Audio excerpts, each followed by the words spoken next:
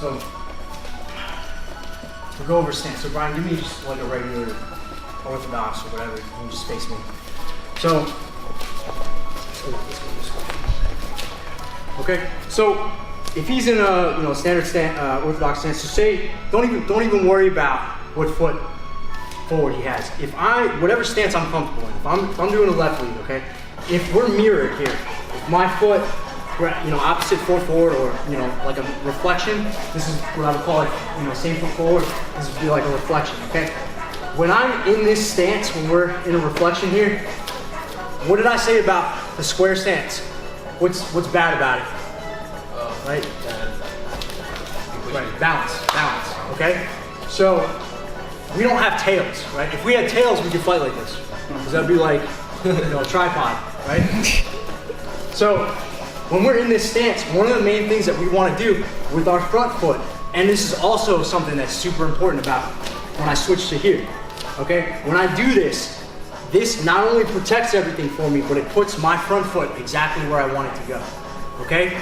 So, when I'm trying to fight him this way, I'm not going to try to go behind him. I'm not going to try to like attack straight forward because that's where he's strong. If I try to race back here, like he can square up to me so easily. All right, so pivot, yeah, he's there. I'd be like, I could be the fastest man in the world. All he has to do is, I'm not going to chase him for that angle.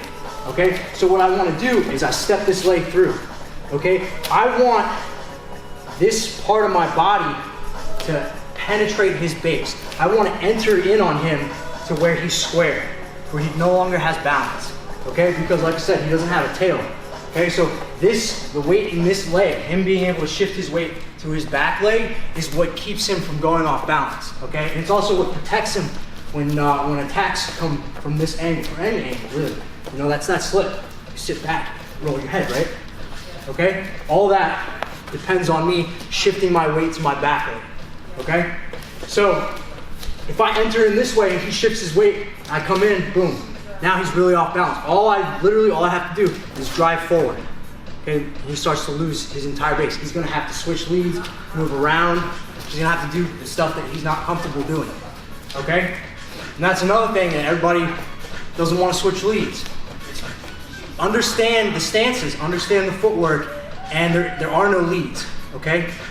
There are no leads, okay? So if we're same foot forward here, okay, my strategy is to go around the back because all I have to do is from here. Same thing. Now I have these attacks. Boom, start moving around. And all I have to do is parry. And now I have this angle here. And also, what's closer? Shoulder. Right? If he's trying to move this way, he's gonna run right into my power hand. Whether it's a hook, or a straight, whatever. He's gonna run into it.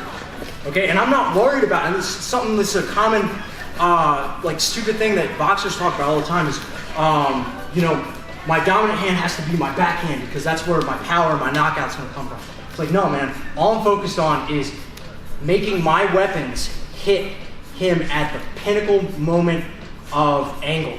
Okay? So as he's moving, if he's moving this way, guess what? He's gonna run into this hand first. Okay? Or this leg. We're doing kickboxing. Okay? So if he moves that way, boom, I wanna hit him here fast. I want to have maximum amount of power on that side. If he's moving that way, I want to have maximum amount of power on that side. And it does not matter how strong you are, because if they run in, what creates a knockout is he's moving into my punch, right? Because I could have the strongest punch in the world, and you've seen it too in the UFC and MMA. A lot of times, guys will nail somebody with like real powerful strike, and they'll maybe go across the cage. They'll run back across the cage, bounce off the wall, or whatever. But they're not taking a knockout. Why didn't they take a knockout? Why didn't they take a knockout? There's no snap. Because there's no snap. Because anytime, it's just like when you're hitting the bag. Anybody can punch and push a bag and knock it across the room. Anybody can do that. Anybody. Okay? But what causes a knockout? You want full absorption. You want that when that bag comes in, when that bag swings back and you nail it.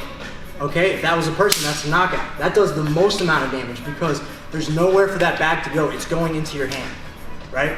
So if I have the craziest amount of power, if I don't hit that angle, he's not gonna go down. He might be like, holy shit, that was a crazy punch. Like, that was powerful, But at the same time, that guy just wasted a ton of energy just to push you across the cage, Really. And have to reset. And like it's real easy. Like he pushes me. He's real strong, just back up. That's what happens.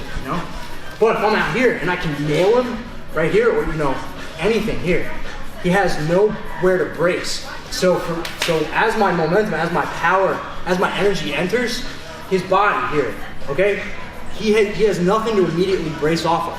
If I hit him here, he can roll back to that. He can sit his weight back to his back leg, boom, and then I lose like 70% of my force. Okay, but if I'm here and I hit him, he's got nowhere to go. Okay, he's going off balance. He's either going straight down, he's going off balance, or if he's got really good reflexes, he might be able to like step back, stumble a bit, but he's still gonna take at least 50% of that punch. Okay, whereas here he might only take 30%. Just roll back. Okay, so when we're in our leads, okay,